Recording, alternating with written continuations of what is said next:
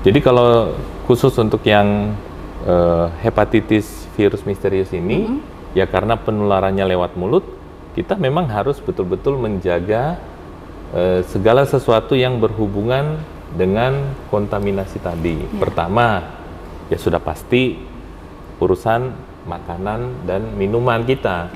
Jadi apa yang kita konsumsi, makanan minuman kita itu, ya harus kita jaga kebersihannya dan harus dijaga kematangannya. Nah, jadi dalam hal ini memang apa yang kita konsumsi sebisa mungkin matang. Matang ya, sebisa mungkin bersih. Nah, itu berkaitan dengan makanan dan minuman.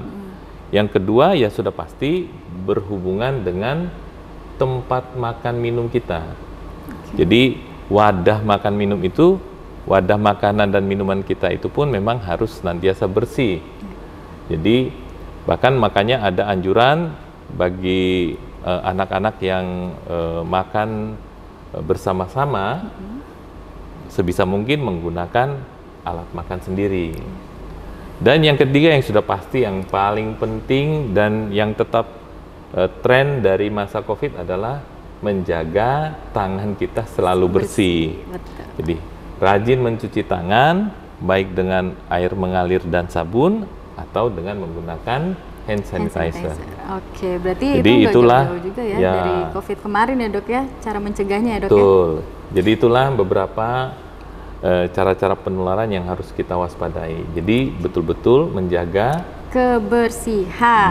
Ya. Apa-apa yang lewat mulut harus selalu bersih. Betul. Ya, sebetulnya untuk penyakit hepatitis virus akut misterius ini, ya tentu dia berawal dari gejala yang umum yang kita bisa anggap masih relatif ringan.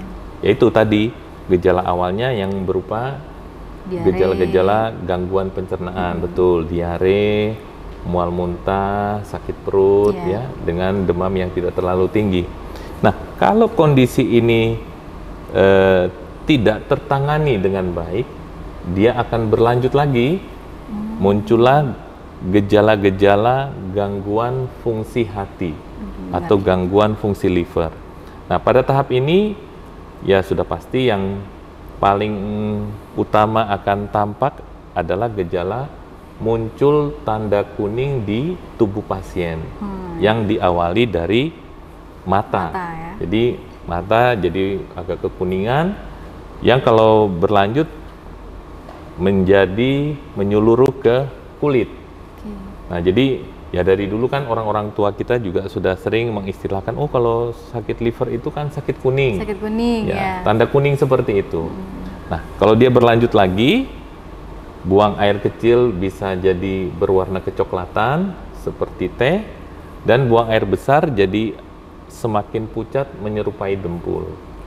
Nah, di kondisi ini yang kita sudah harus ekstra waspada karena gejala-gejala gangguan fungsi liver atau fungsi hati ini sudah muncul.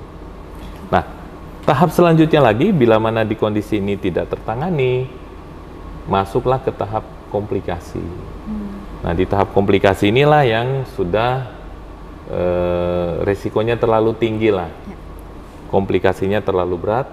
Biasanya kita istilahkan ensefalopati hepatikum atau komplikasi yang sudah sampai ke otak.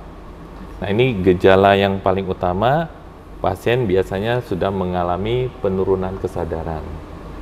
Nah, kita tentu tidak berharap pasien itu ketemunya di tahap yang ini. Iya, betul. Karena ya resikonya sudah cukup tinggi. Iya, betul. Sudah persentasenya untuk kesembuhannya sudah semakin jauh kecil. Ya. Nah, jadi kalau mungkin pernah membaca berita-berita tentang hepatitis virus akut ini, di tahap inilah yang akhirnya ada beberapa pasien atau beberapa anak yang sakit yang membutuhkan transplantasi hati. Oke. Nah, jadi kita harus ke dokter itu mulai dari kondisi yang seperti apa nih, dok? Ya, kalau dibilang kapan ya, kita berarti untuk mewaspadai penyakit ini kita ke dokter. Ya, tentu kita pada prinsip lebih dini lebih baik. Betul.